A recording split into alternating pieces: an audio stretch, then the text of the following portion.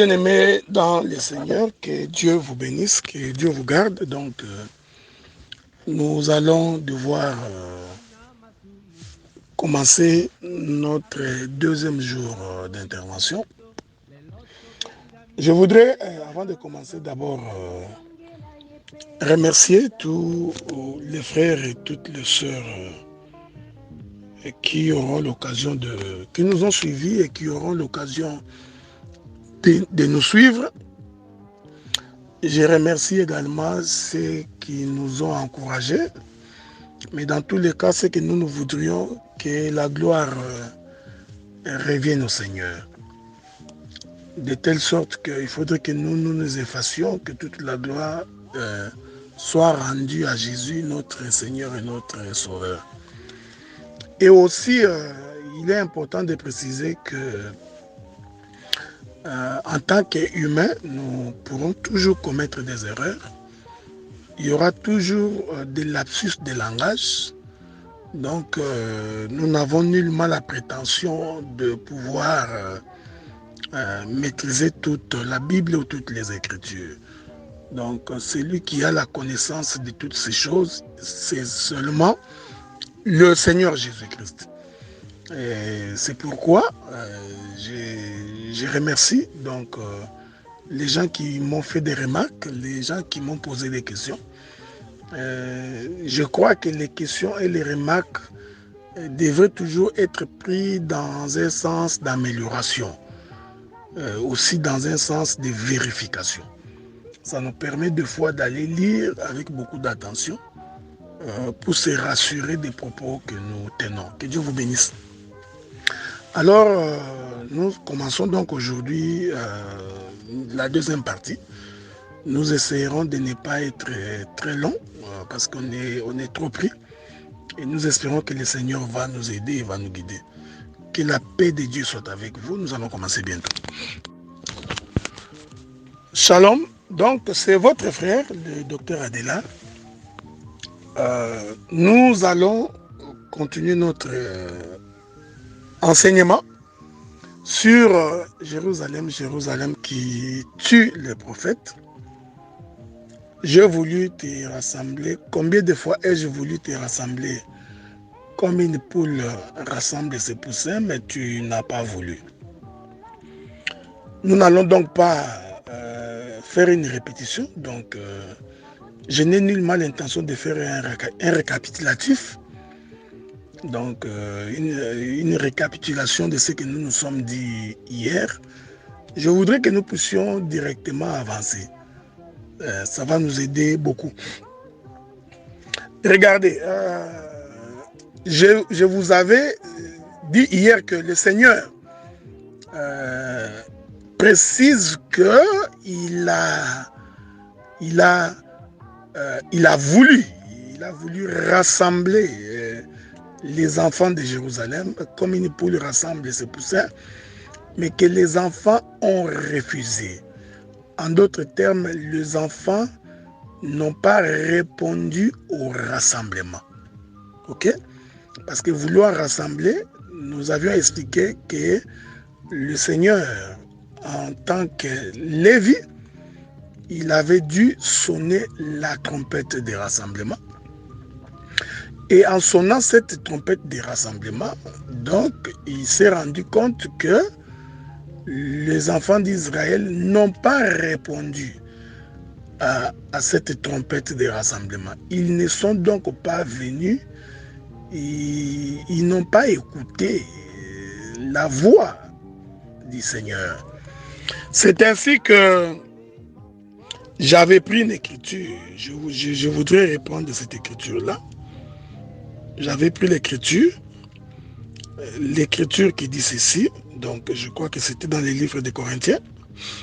Je vais relire cette écriture-là.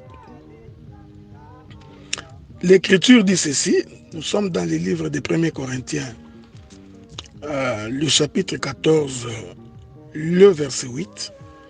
La Bible dit que si la trompette rend un son confus, qui se préparera au combat?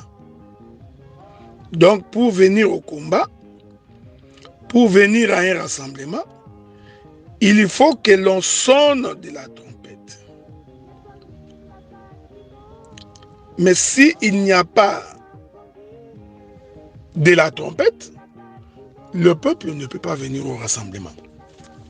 Ainsi, nous comprenons que lorsque le Seigneur disait à Israël que j'ai voulu te rassembler, le Seigneur confirmait qu'il avait sonné la trompette.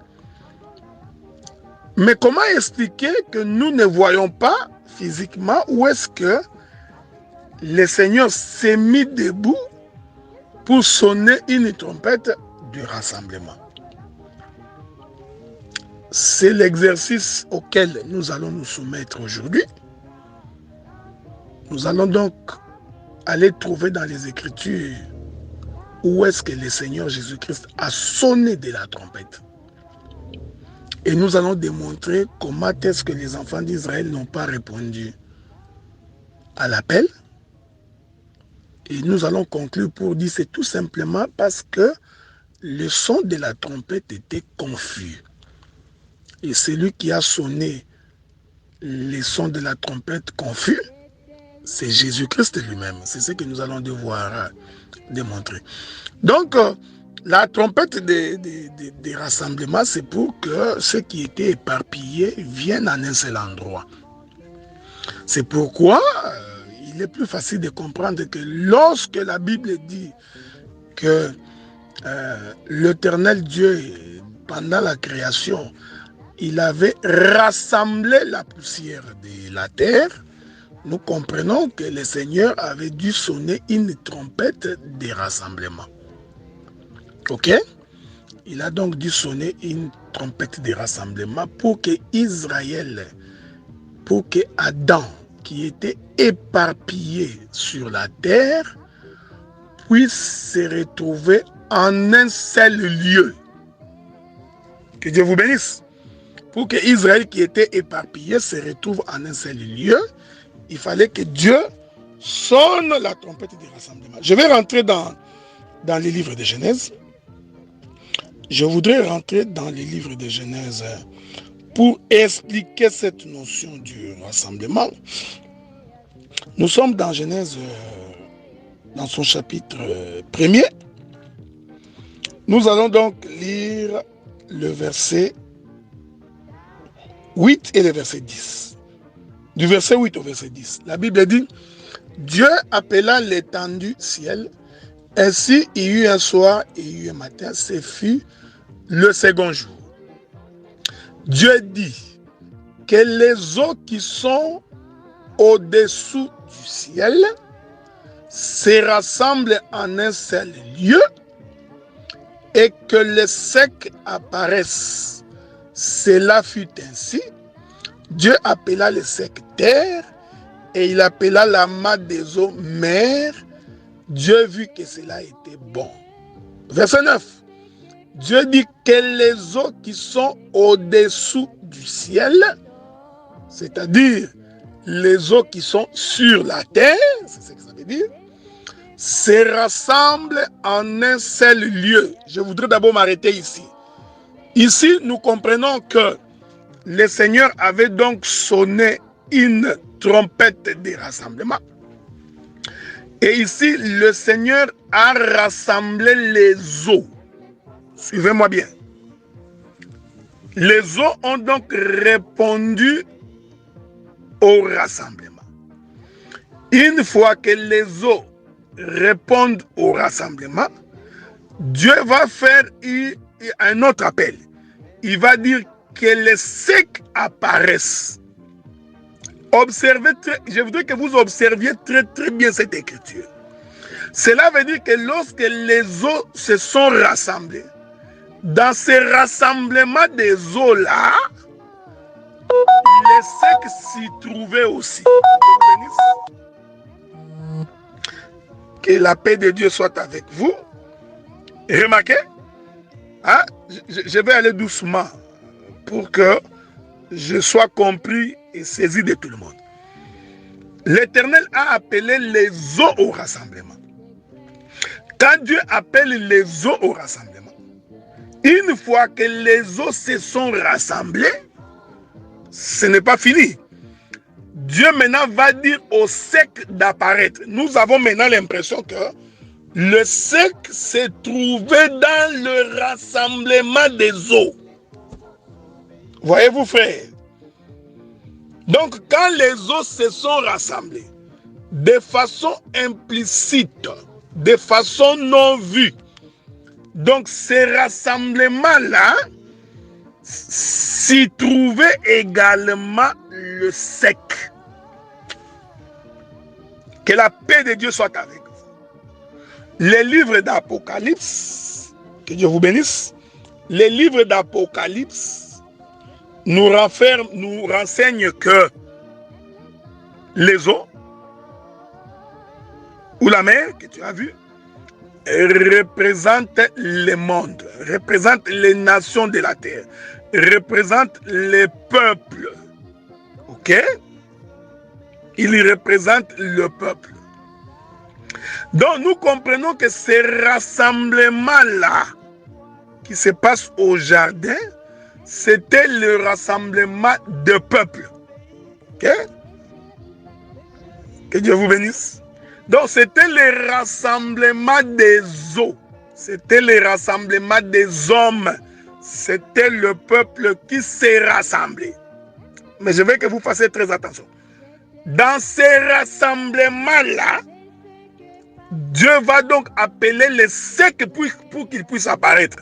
Donc, le sec est apparu dans le rassemblement des eaux. C'est ici que je vais devoir appeler une écriture pour expliquer ces gestes ici, pour expliquer ces mouvements prophétiques. Je voudrais vous rappeler que l'écriture peut donc dégager plusieurs ombres.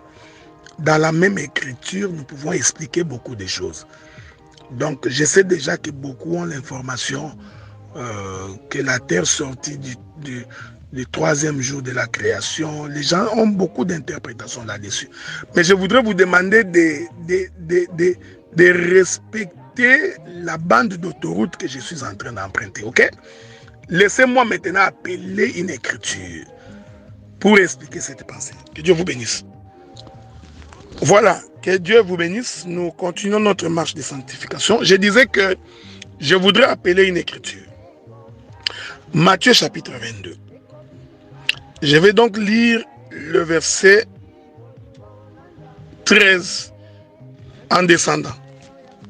Il est écrit: alors le roi dit aux serviteurs, liez-lui les pieds et les mains, jetez-les dans les ténèbres du dehors, où il n'y aura de pleurs et de grincements des dents.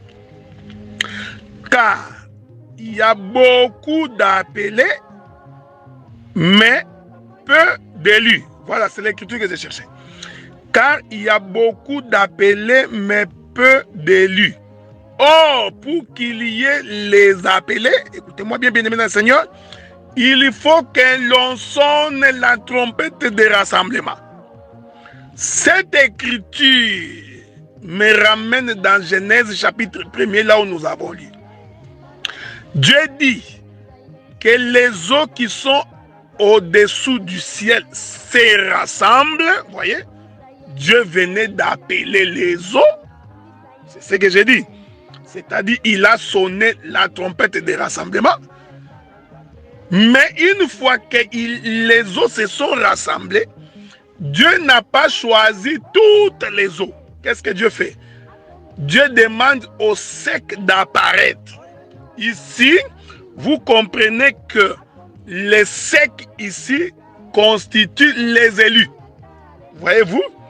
Mais les élus sont tirés dans les appelés. C'est très important de préciser cette notion. Ok?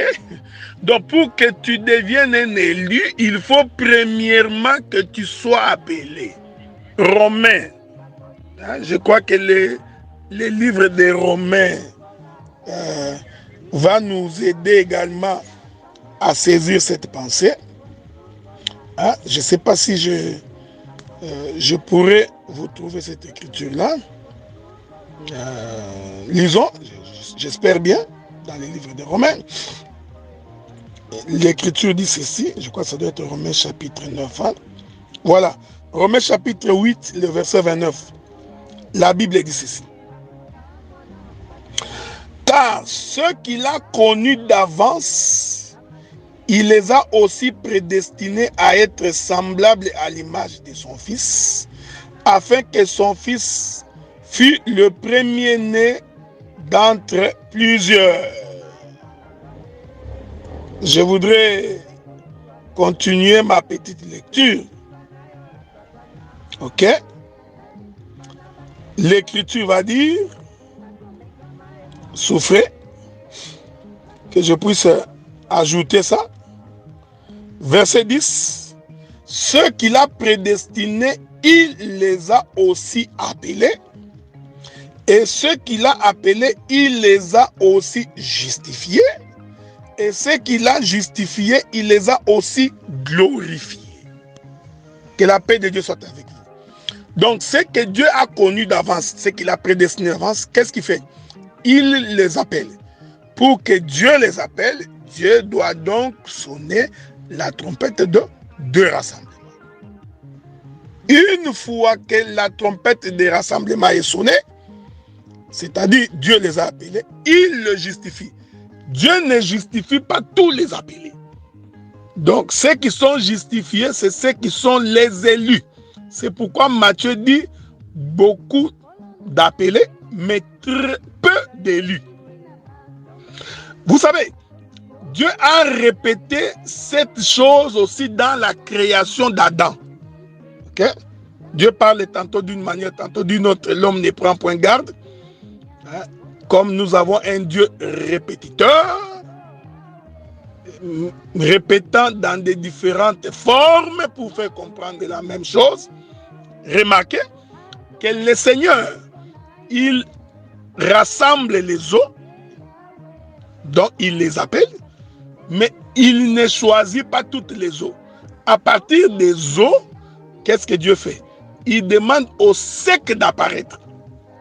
Donc, le sec est prélevé dans les eaux. Ok? Que Dieu vous bénisse. Le Seigneur a répété ça aussi d'une autre manière. Qu'est-ce que Dieu fait? Une fois que le sec est apparu, Dieu va appeler le sec terre. Ça, vous le savez. Mais regardez, quand Dieu voudrait créer ou former Adam, Dieu va répéter encore la même chose. Il ne prend pas toutes les poussières de la terre pour former Adam, non. Dieu va aussi prélever une portion, voyez-vous, dans cette terre qui est sortie des eaux, il va aussi prélever une portion. Et c'est avec cette portion-là que Dieu va faire Adam. Que la paix de Dieu soit avec vous. Que le Seigneur vous aide et que le Saint-Esprit nous guide. Donc, c'est un Dieu qui ne change pas. Ok? Je voudrais souffler avec moi. Je suis toujours en train d'expliquer cette notion de la trompette des rassemblements. Vous allez souffrir avec moi que je prenne encore quelques 2 ou 3 témoins hein, dans les Écritures. Et nous allons continuer notre marche. Remarquez, Dieu a répété la même chose quand il a aussi choisi Abraham. L'Écriture dit qu'après un temps, il n'y avait plus de culte de Dieu sur la terre. Comme vous le savez, non? Il n'y avait plus de culte de Dieu sur la terre. Je ne sais pas si je vous trouverai également cette Écriture-là. Si Dieu m'aide, sinon, je vous la donnerai. Donc, je vous la donnerai plus tard. Donc, l'Écriture dit qu'après un moment, il n'y avait plus le culte du vrai Dieu sur la terre. Alors, qu'est-ce que Dieu fait? Dieu va donc se décider de choisir quelqu'un pour qu'à partir de cette personne-là, que le culte commence. Avez-vous remarqué ça? C'est alors que la Bible dit Dieu va se choisir Abraham. Ok? Pourquoi? Parce qu'après un temps, le culte de Dieu n'existait plus sur la terre. Mais cet Abraham-là qu'on avait choisi, cet Abraham était d'abord un païen. Abraham, c'était un incirconcis. Voyez-vous, Abraham était comme toutes les autres nations de la terre. Voyez-vous, maintenant Dieu regardant la terre, il jette les regards dans la terre. Qu'est-ce que Dieu fait? Il prélève Abraham. Il prélève Abraham pour qu'avec Abraham, le culte va commencer. Donc, quand la Bible dit que Dieu demande aux eaux qui sont au-dessous du ciel de se rassembler, comprenez ce que c'est que le Seigneur voudrait dire. Il faisait ainsi la manifestation de tous les humains sur la terre. Mais il va demander au sec d'apparaître, c'est-à-dire Dieu s'est choisi sa portion. Les exemples sont légion. Nous pouvons en multiplier et en multiplier davantage. Mais essayons de nous fournir des flèches dans les carquois pour nous permettre de bien voyager dans les déserts. Okay? Parce que le chemin est long. Le Seigneur va les répéter aussi au jour de Lot. Qu'est-ce que le Seigneur fait? Lot s'est trouvé dans le pays de Sodome et Gomorrhe. Mais lorsque le Seigneur envoie les anges vont aller pour prélever Lot. Ok? Que les secs apparaissent. Que Dieu vous bénisse. Donc cette notion du sec qui apparaît, c'est le peuple élu. Mais il faut premièrement qu'il y ait rassemblement. Et pour qu'il y ait rassemblement, il faut que la trompette sonne. Rentrons dans les livres de Matthieu. Rentrons là-bas. Rentrons dans les livres de Matthieu. Donc Matthieu nous précise que le Seigneur dit: combien de fois ai-je voulu te rassembler? Rassembler tes enfants. Comme une poule rassemble ses poussins. Mais tu n'as pas voulu. Maintenant, allons visiter les Écritures pour voir quand est-ce que le Seigneur a-t-il sonné de la trompette et que Israël n'a pas répondu à cet appel-là. Je vous ai donné l'écriture de 1 Corinthiens 14 où l'écriture dit que si le son de la trompette est confus, le peuple ne vient pas au rassemblement. Allons-y voir ça. Ok? Que Dieu vous bénisse. Prenons l'écriture dans les livres d'Exode. Vous allez me supporter. Je suis votre frère. Regardez.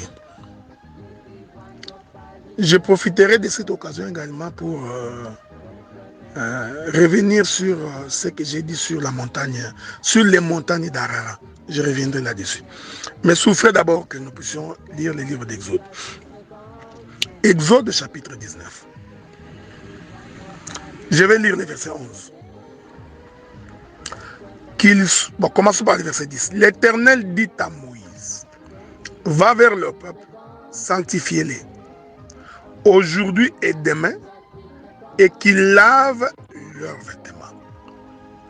Qu'ils soient prêts pour le 3e jour, car le 3e jour, l'Éternel descendra, j'aime ça, aux yeux de tout le peuple sur la montagne de Sinaï. Ok? Vous pouvez continuer toute la lecture pour comprendre l'histoire. Je prends le verset 14. Moïse descendit de la montagne vers le peuple. Il sanctifia le peuple et ils lavèrent leurs vêtements. Il dit au peuple: soyez prêts dans 3 jours, ne vous approchez d'aucune femme. Le 3e jour au matin, que la paix de Dieu soit avec vous. Okay? Que Dieu vous assiste et que Dieu marche avec vous. Souvenez-vous que je vous avais dit hier que le pied ne peut pas rassembler le peuple. Suivez-moi attentivement. Le 3e jour au matin, il y eut des tonnerres, des éclairs et une épaisse nuée sur la montagne. Le son de la trompette retentit fortement et tout le peuple qui était dans les camps fut saisi d'épouvante. Il est merveilleux. Nous allons prendre Exode chapitre 20. Exode chapitre 20. Jusque-là, nous sommes en train de couper l'habit. Nous allons coudre bientôt. Exode chapitre 20. Verset 18. Tout le peuple entendait les tonnerres et le son de la trompette. Il voyait les flammes de la montagne fumante. À ce spectacle, le peuple tremblait, se tenait dans l'éloignement. Ils dirent à Moïse, que Dieu vous bénisse, hein, bien-aimé. Ils dirent à Moïse, parle-nous toi-même, nous écouterons, mais que Dieu ne nous parle point de peur que nous mourions. J'ai relu Exode chapitre 20, le verset 18. Tout le peuple entendait les tonnerres, les sons de la trompette. Il voyait les flammes de la montagne fumante. À ce spectacle, le peuple tremblait et se tenait dans l'éloignement. Ah, que Dieu vous bénisse. Israël, Israël, combien de fois ai-je voulu te rassembler comme une poule rassemble ses poussins? Tu n'as pas voulu. Maintenant, nous allons voir quand est-ce que le Seigneur a voulu rassembler les enfants de Jérusalem. Ok? C'est pourquoi je suis rentré dans Exode chapitre 19. L'Écriture dit ceci. Les enfants d'Israël étaient fatigués d'écouter Moïse. Alors ils ont dit à Moïse, nous sommes fatigués de t'écouter. Nous voulons que Dieu vienne lui-même, qu'il nous parle. Une très belle prière. Moïse va voir Dieu. Il dit à Dieu, le peuple est fatigué de t'écouter, de m'écouter. Il voudrait que tu viennes toi-même leur parler. Alors Dieu leur dit, Dieu à Moïse, dites à ces peuples de se préparer, de laver les vêtements. Le troisième jour, moi Dieu, je descendrai. Ok? Que Dieu vous bénisse. Donc, Dieu descendra. Il dit, mais je descendrai sur la montagne de Sinaï. Moïse s'en va, il dit au peuple, le peuple se prépare, le peuple arrive au rendez-vous. Ce que j'aime dans l'écriture, la Bible dit que le Seigneur est arrivé le matin. Ok? C'est très important pour comprendre comment le son de la trompette est confus. Pourquoi j'ai dit que le son de la trompette était confus? Parce que le rendez-vous a été fixé le matin. Que la paix de Dieu soit avec vous. Descendons un tout petit peu. Essayons de glaner pendant que nous marchons. Or, le matin, c'est quand le soleil s'élève. Et quand le soleil s'élève le matin, il s'élève avec toute sa vigueur. Il s'élève avec toute sa force. Il s'élève avec toute sa puissance. Et vous savez que quand le soleil est dans toute sa force, personne ne peut s'approcher du soleil. Parce que la lumière du soleil le matin, elle est éclatante. Tu ne peux pas regarder cette lumière. Est-ce que vous me voyez? Donc c'est la vigueur quand le soleil s'élève le matin. Voilà pourquoi, je prends une autre tournure. Voilà pourquoi ces jours-là, le matin, le peuple a entendu les tonnerres, voyez-vous, les éclairs et un nuage épaisse et fumante. Je répète ça.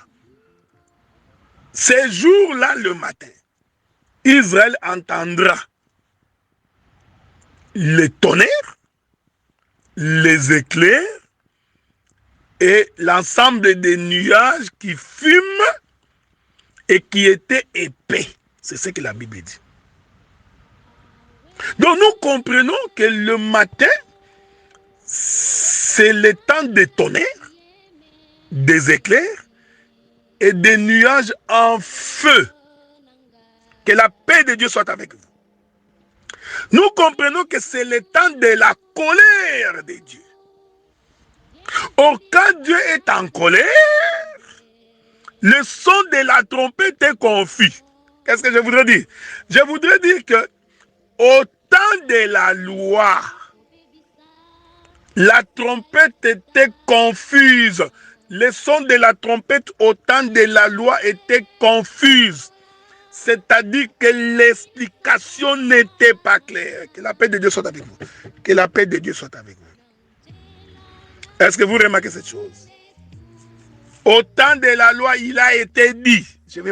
Je prends quelques 2-3 exemples pour que nous puissions bien nous faire saisir. Ok? Au temps de la loi, il a été dit que lorsque vous marchez dans le camp et que vous constatez qu'il y a la lèpre dans la maison, vous allez prendre la personne qui est lépreuse, vous la mettrez en dehors du camp. Le peuple va s'arrêter. J'aime ça. Tout Israël va s'arrêter. Si quelqu'un a la lèpre en Israël, tout Israël s'arrête. On met les lépreux en dehors du camp. Les sacrificateurs devraient sortir du camp. Je vous évite beaucoup de choses à dire ici. Les sacrificateurs sortent du camp. Il va aller visiter l'homme qui a la lèpre. Que la paix de Dieu soit avec vous. Cette chose, voyez-vous frère, c'est un langage du matin. C'est un son confus. C'est comme ça qu'Israël, quand il marchait quelqu'un à la lèpre, il prenait véritablement un homme physique, il le mettait physiquement en dehors du camp, et Israël stationnait, il attendait. Oh, ce langage-là, c'est le langage du matin. C'est un son de la trompette confus. Parce qu'en réalité, qu'est-ce que cela voudrait dire? Cela voudrait dire tout simplement que Adam était dans le jardin. Parce que je vous informe que Adam était dans le jardin. Que Dieu vous bénisse. Et Adam était au milieu de son peuple. Parce que les animaux, les oiseaux constituaient le peuple. C'était tout un camp. Alors la Bible dit que Adam va manger les fruits de l'arbre dont il a été dit, tu ne mangeras point. Adam va attraper la lèpre. Que Dieu vous bénisse. Avez-vous remarqué ça? Maintenant, quand Adam attrape la lèpre, l'Écriture dit, Adam entendant la voix de Dieu qui parcourait les jardins, le soir. J'aime ça. Parce qu'en réalité, lorsque le lépreux est mis dehors, les sacrificateurs ne peuvent sortir que le soir pour aller constater si sa lèpre a cessé. Je vous informe que les sacrificateurs ne peuvent pas sortir le matin. J'aime ça. Ça, c'est moi qui dis, entre guillemets. S'il sort le matin, il va attraper la lèpre. Ok? Il est merveilleux, c'est un langage. Si le sacrificateur sort le matin pour aller constater la personne qui est lépreuse, s'il sort le matin, il va attraper la lèpre. C'est une parenthèse que j'ouvre et que je ferme, ok? Ça peut faire l'objet de notre enseignement. Mais nous comprenons que les sacrificateurs doivent sortir le soir. Pourquoi? Parce que c'est le soir. Que Dieu vous bénisse. Lorsque Adam a entendu la voix de Dieu qui parcourait les jardins le soir, il va fuir.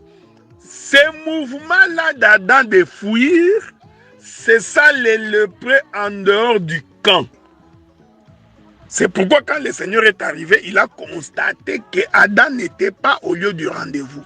Alors il s'est mis à la recherche d'Adam. et posa la question, Adam, où es-tu? Que la paix de Dieu soit avec vous. Nous comprenons que c'est les sacrificateurs. Vous voyez, les sacrificateurs qui sortent, qui va aller les trouver dehors, parce qu'ils n'étaient plus dans la maison. Que la paix de Dieu soit avec vous. Oh, cette écriture-là a été sonnée le matin. Et les sons étaient confus. Que Dieu vous bénisse. Écoutez. Que Dieu vous bénisse. Je vous reviens. Que la miséricorde de notre Seigneur soit notre partage et notre lot.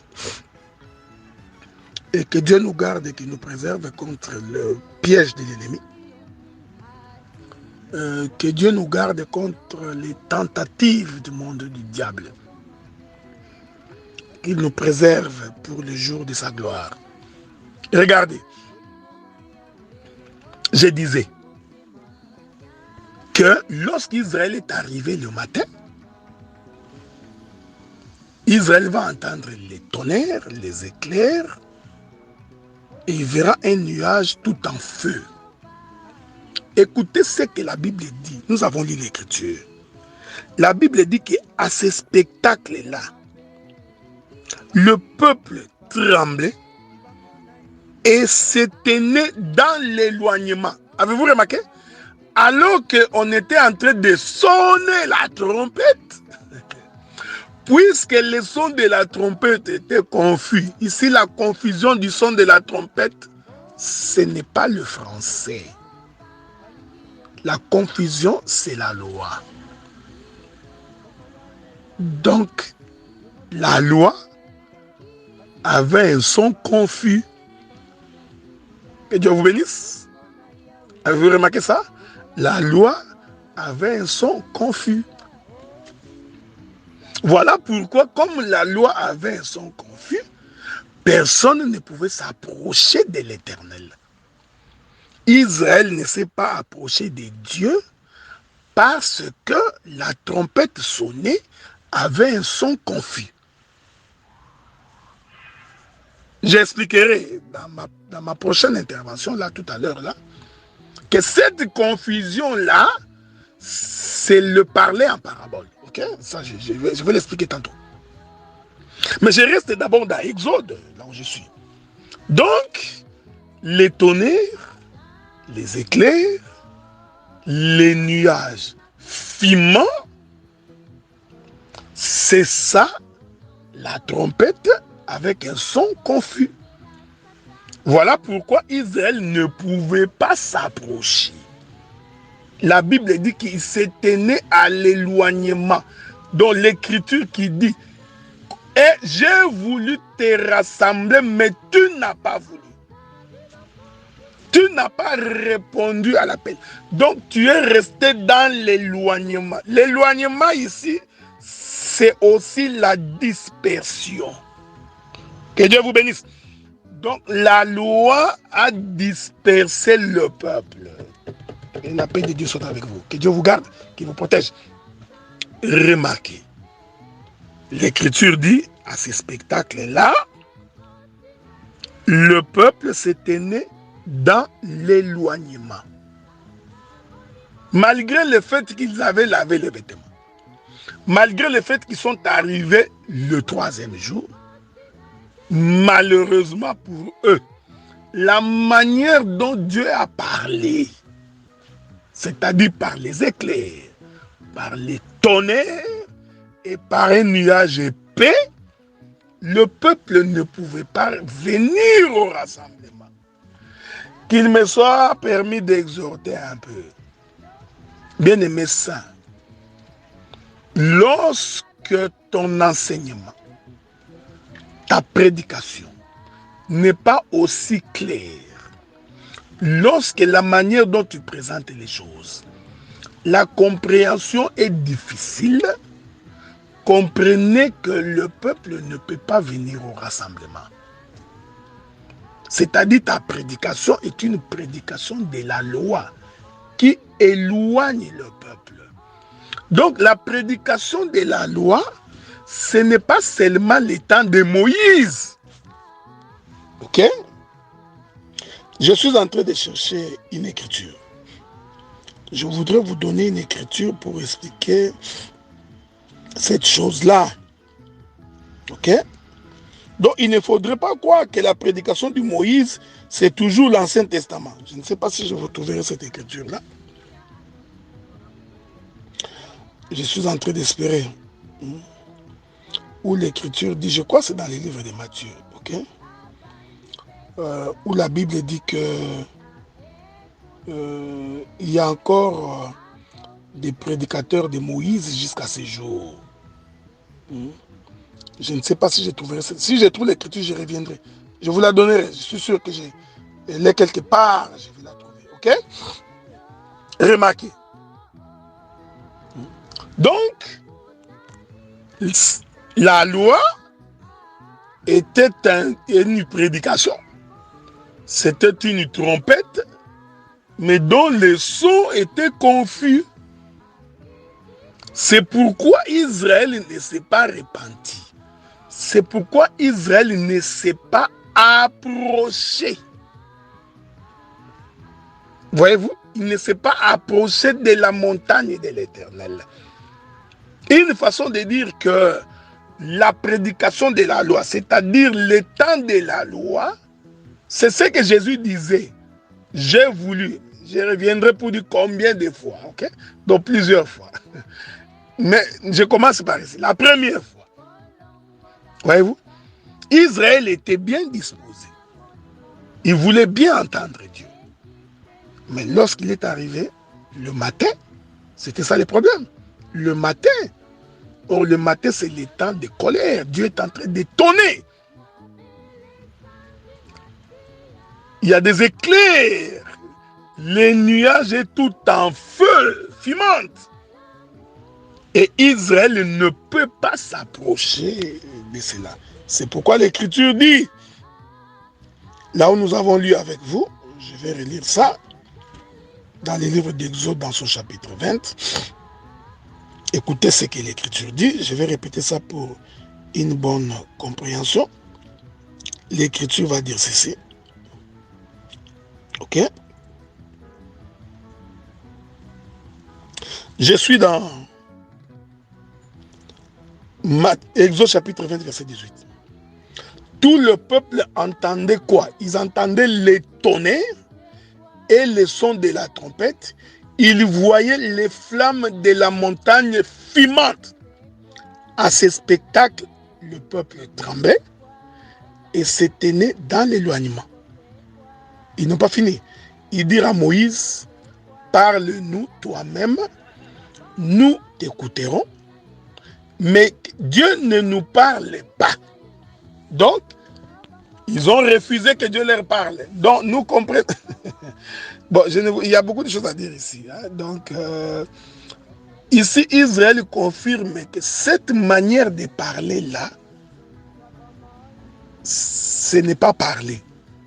Donc, parler en tonnerre là, dans des éclairs, avec une montagne fumante, Israël ne pouvait pas supporter ça. Ici, je confirme que Jésus-Christ est Dieu. Parce que c'est lui qui a voulu rassembler Israël. C'est l'Éternel, selon le livre d'Exode. C'est Dieu, l'Éternel. Dieu dit à Moïse, sanctifie le peuple, qu'il vienne au rassemblement. Donc, le Seigneur avait sonné la trompette des rassemblements. Sauf que cette trompette des rassemblements pour Israël avait donc un son confus. Ayant donc un son confus, l'Écriture dit, Israël s'était éloigné. Ouais. Donc il y a des prédications qui éloignent le peuple. Des prédications qui font fuir les gens. Les prédications où les gens n'ont pas besoin d'entendre. Ça, je suis dans l'exhortation. C'est pourquoi quand on est serviteur de Dieu, il faut se rassurer que lorsque nous prêchons, est-ce que le peuple n'a pas l'impression que ce sont des tonnerres? Est-ce que le peuple n'a pas l'impression que la montagne est fumante? qu'il y a des éclairs. Ok? Parce que s'il y a ces trois choses, le peuple ne peut pas s'approcher. Or, quand vous lisez Exode chapitre 19, vous allez voir que c'est à ce moment-là que l'Éternel donne la loi aux enfants d'Israël. Dieu commence à dire à Israël comment Israël devrait se comporter. C'est dans Exode 19, Exode 20. Donc, la loi elle-même, ce sont les éclairs. Donc, la loi, c'est les éclairs, le tonnerre et les nuages fumants. Est-ce que vous me suivez, hein? Parce que quand vous lisez Exode 19, vous descendez, vous allez voir, 20, que tout ça Moïse a dit, mais à la fin de son discours, c'est à la fin de son discours qu'ils ont dit, nous ne voulons pas l'écouter. Mais cependant, Dieu disait déjà. Bon, on va essayer de lire ça un peu pour que la chose soit aussi claire pour vous. Regardez. Je rentre là-bas dans 19. Que la paix de Dieu soit avec vous, je vous reviens. Que la paix de Dieu soit avec vous. Ok? Qu'il vous garde et qu'il vous protège. Je prends d'abord Exode chapitre 19, le dernier verset. Prenons même le verset 24. L'Éternel lui dit, va, descends. Tu monteras ensuite avec Aaron. Mais que les sacrificateurs et le peuple ne se précipitent point pour monter vers l'Éternel, de peur qu'il ne les frappe des morts. Moïse descendit vers le peuple et lui dit ces choses. Ok? Maintenant, prenons le verset 20. Alors Dieu prononça, le chapitre 20. Alors Dieu prononça toutes ces paroles en disant, je suis l'Éternel ton Dieu qui t'ai fait sortir du pays d'Égypte et de la maison de servitude. Tu n'auras pas d'autre Dieu devant ma face. Vous pouvez lire. Je saute, c'est pour vous. C'est pour votre intérêt. Verset 9. Souviens-toi du jour de repos pour le sanctifier. Tu travailleras 6 jours et tu feras ton ouvrage. Mais le 7e jour est le jour du repos. Nous sautons. Ah, verset 13. Tu ne tueras point. Tu ne commettras point d'adultère. Tu ne déroberas point. Tu ne porteras point de faux témoignages contre ton prochain. Tu ne convoiteras point la maison de ton prochain. Tu ne convoiteras point la femme de ton prochain. J'aime ces choses. Ah. Écoutez, tout le peuple entendait les tonnerres et les sons de la trompette. Voyez-vous, pendant que Dieu parlait, le peuple, lui, n'entendait que les sons de la trompette et les tonnerres. Cependant, Dieu était en train de parler.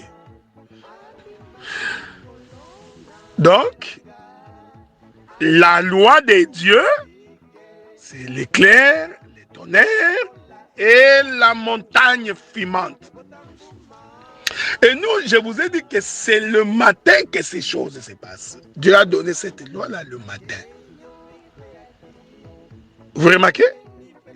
Donc, l'alliance du matin, c'est ça le son de la trompette confus. Maintenant, le Seigneur va donc préciser que Israël n'a pas répondu au rassemblement. Quand il a voulu les rassembler, Israël n'a pas voulu. Israël n'a pas voulu. Pourquoi? Il n'a pas voulu tout simplement parce que Dieu a parlé par la loi. Dieu a tonné. Dieu était en colère. Ainsi, Israël ne pouvait pas s'approcher. Donc, Israël est resté dans l'éloignement. Avez-vous remarqué cette chose? Israël ne s'était pas approché. Pourquoi? Parce que à la montagne de Sinaï, le Seigneur a parlé. Et nous disons que le Seigneur a parlé le matin. Mais écoutez, la Bible dit ceci. Jésus dit, combien de fois? C'est alors que je vous avais dit hier que cette trompette de rassemblement Pour appeler Israël, le Seigneur l'a sonné plusieurs fois. Demain, nous expliquerons le nombre de fois. J'avais déjà dit hier que selon la création, il a sonné ça 6 fois que Israël n'a pas répondu. Mais demain, je prendrai un autre couloir. Je prendrai un autre chemin. Parce que Jésus a dit, combien de fois ai-je voulu? Donc, il a fait ça plusieurs fois. Alors, nous expliquerons demain combien de fois, plusieurs, quelles sont les plusieurs fois là que le Seigneur l'a fait. Mais je voudrais atterrir pour aujourd'hui, ok? Souffrez que je puisse atterrir. Mais je vais atterrir en reprenant ce que j'avais dit hier sur les montagnes d'Arara. Pour expliquer une passage. J'avais d'abord expliqué que l'arche, c'était Dieu lui-même. Les montagnes représentaient les prophètes. Est-ce que vous me suivez? Les montagnes représentaient les prophètes. Parce que Dieu nous a parlé dans l'ancien temps par les prophètes. C'est pourquoi, quoique c'est une arche, mais elle va se poser sur plusieurs montagnes. C'est un langage. Ok? C'est un langage. J'ai aimé l'intervention de mon bien-aimé John Lukila. Effectivement, les montagnes d'Arara, c'est un ensemble de montagnes. Hein? C'est comme des montagnes qui s'alignent, des montagnes qui se suivent. Mais remarquez, le Seigneur dit que là, c'est posé sur les montagnes. Donc, il ne peut pas s'imposer sur plusieurs montagnes. Bien que la contrée est une contrée où il y a plusieurs montagnes. La pensée de Dieu est que Dieu voulait dire, je suis la parole, mais lorsque je voudrais m'exprimer, je m'exprimerai au travers de plusieurs vases. Et ces vases-là sont les prophètes. Avez-vous remarqué? C'est pourquoi j'ai dit hier que l'arche était donc assis dans les montagnes d'Arara. Donc les montagnes d'Arara deviennent donc comme étant la maison de l'arche, le lieu de l'habitation de l'arche. Ici, je voudrais donc dire, selon Luc chapitre 4, verset 24, Christ parlant aux disciples sur le chemin d'Emmaüs, va donc parcourir avec eux les montagnes d'Arara, en commençant par les psaumes, les prophètes et la loi. La loi, les psaumes et les prophètes. Je veux que vous me suiviez très bien. Suivez-moi très bien. Donc, les différentes montagnes vont donc représenter les canaux par lesquels l'arche s'exprime. Qu'il me soit permis de vous rappeler que c'est sur une montagne. Ceci est très important. Or, quand c'est sur une montagne, le langage est parabolique. Voilà pourquoi il fallait que Moïse monte à la montagne. Une fois qu'il est sur la montagne, il prend la parole, la loi. Lui entend parce que la Bible dit que le peuple ne comprenait pas. Ils entendaient que le son des trompettes et les éclairs. Ils ne voyaient que des éclairs. Moïse, lui, va monter à la montagne. Là-bas, Moïse va écouter Dieu qui parle du haut de la montagne. Maintenant, Moïse va descendre avec ce que Dieu a dit sur la terre. Ouais, il y a deux temps ici. Il y a le temps où Moïse écoute à la montagne et le temps où Moïse vient expliquer ce qu'il a écouté sur la montagne au bas de la montagne. Que la paix de Dieu soit avec vous.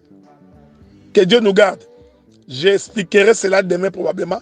La raison pour laquelle la table s'est brisée au bas de la montagne. Voyez-vous?